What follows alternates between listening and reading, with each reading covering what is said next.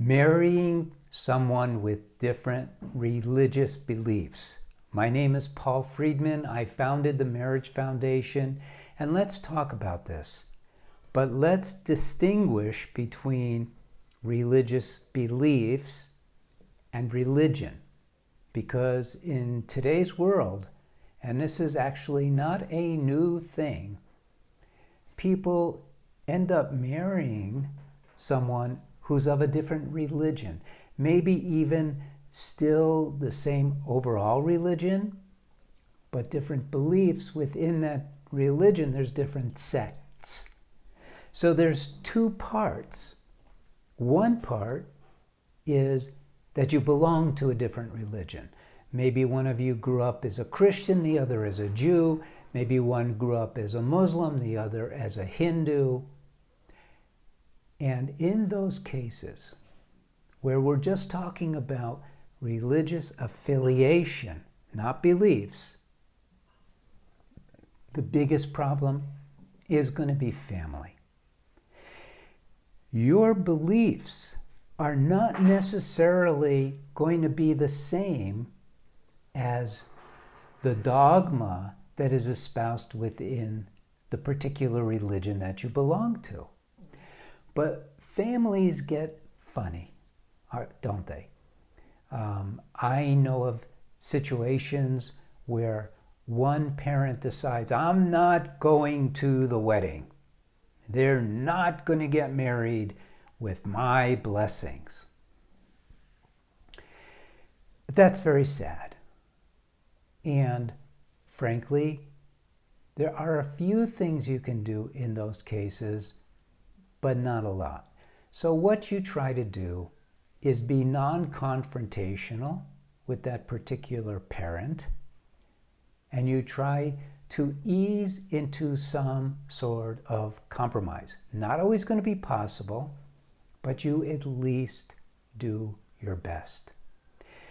In those cases, if you're not going to get cooperation from a parent, that is the parent basically deciding that they want to continue to impose their authority upon you as an individual. And they have lots of excuses for doing so. They use words like tradition, family values, but they miss a very important point.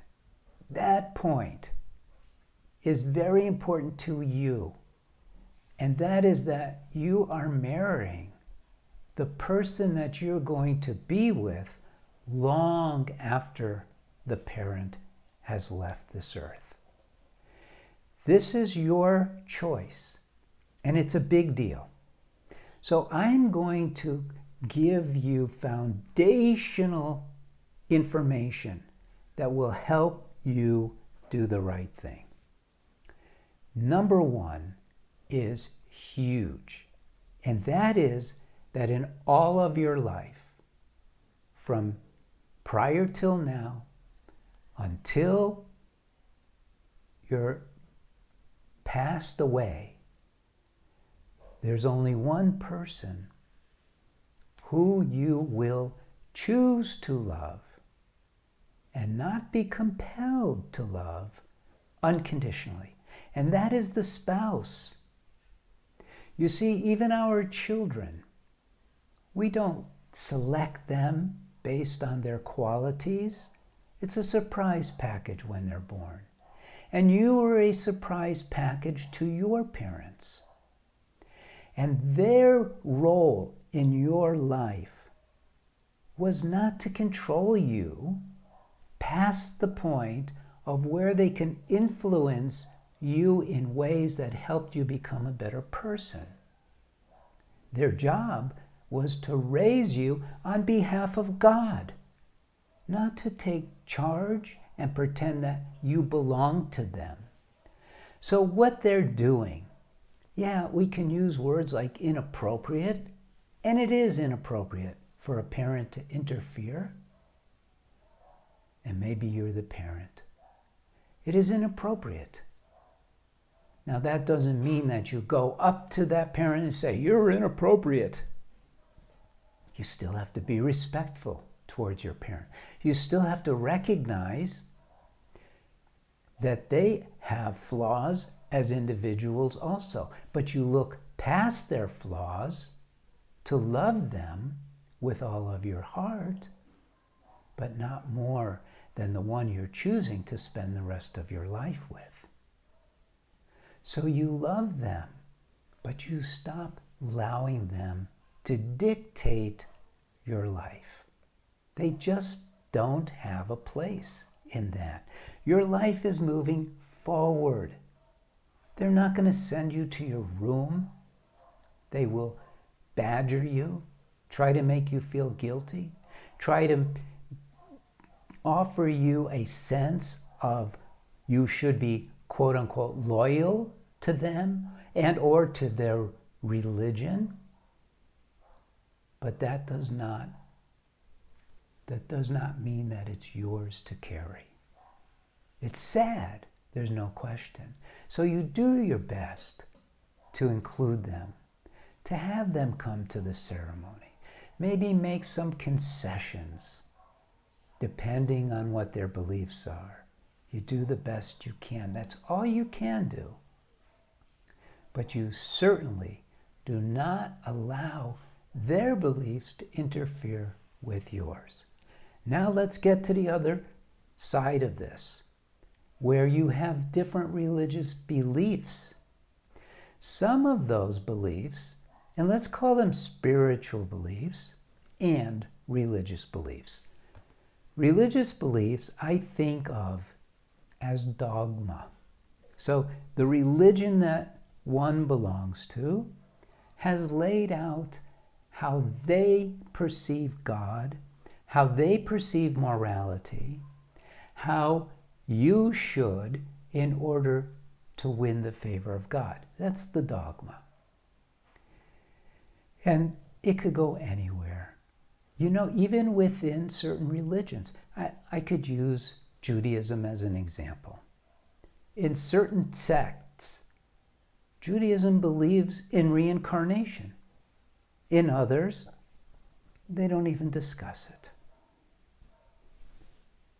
Does it matter? No. What is important is that when your children come, that they are raised in a consistent manner when it comes to meeting God. They should recognize God as a loving mother, father, friend, regardless of the religion in which those ideals are encased. And that's what's most important. It isn't important, using reincarnation again, whether someone believes in it or not.